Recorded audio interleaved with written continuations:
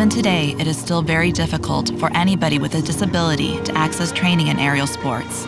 Despite the French disability law of 11th of February 2005, the aim of which was to improve accessibility across society, disabled people still encounter many obstacles along the way, and for deaf people, ensuring access to their right to pilot an aircraft is a struggle. Until very recently, airspace was forbidden to deaf people. So I created the Flying Club to train deaf pilots to fly ULM aircrafts and planes. Today, the situation is definitely evolving in the right direction because many deaf students have become pilots. In this battle, confidence is everything because a real change has become apparent over the last few years.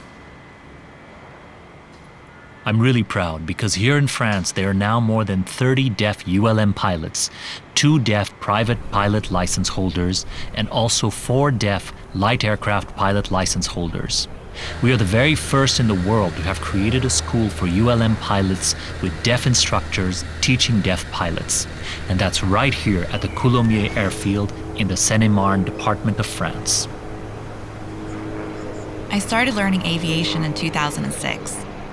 How did I get into aviation? Actually, it was just by chance that one day, one of my dad's customers offered me the opportunity to experience a short flight. And I just thought to myself, okay, why not? I boarded, we took off and went for a short flight, which left me with a feeling of extreme freedom and was an intensely emotional experience. When we landed, the pilot next to me asked, "Did you enjoy it?" I absolutely loved it. And he was an instructor himself. He asked me if I would like to learn to fly. Wow, why not? Okay, definitely yes. Time passed, and slowly but surely, I became increasingly passionate about it.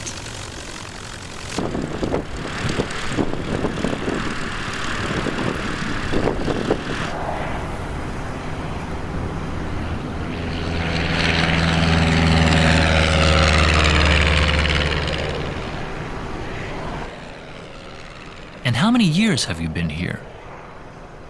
I learned to fly in 1982. And after 2,300 hours of flying, I obtained my PPL diploma for America, England, France, and Australia. I've been a member of the Air France Aero Club for 3 years. There's a control tower here that I'm in contact with. The control tower sends me green and red flashing signals for communication and authorizations, and depending on the response, I take off. It's the same when I return. They send me a flashing signal before I land. So since you've got several licenses, American, English, Australian, and French, do you think you could fly from France to the United States?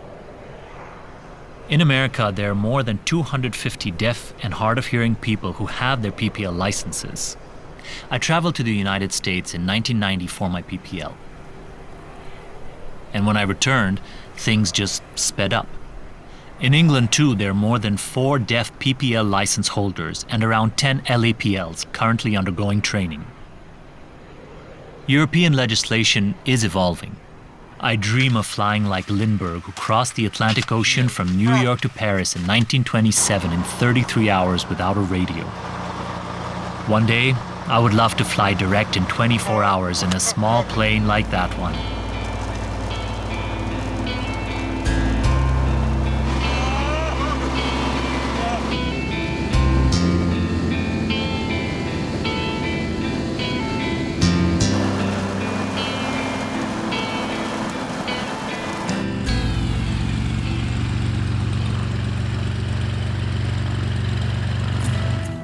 In the future, I hope that deaf pilots will be able to access training more easily and will not constantly come up against the obstacles encountered by the present team.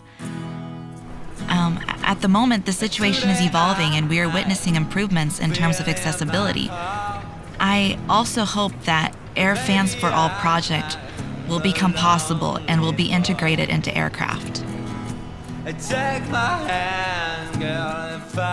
The struggles experienced by these enthusiasts shows that anything is possible. I will shine.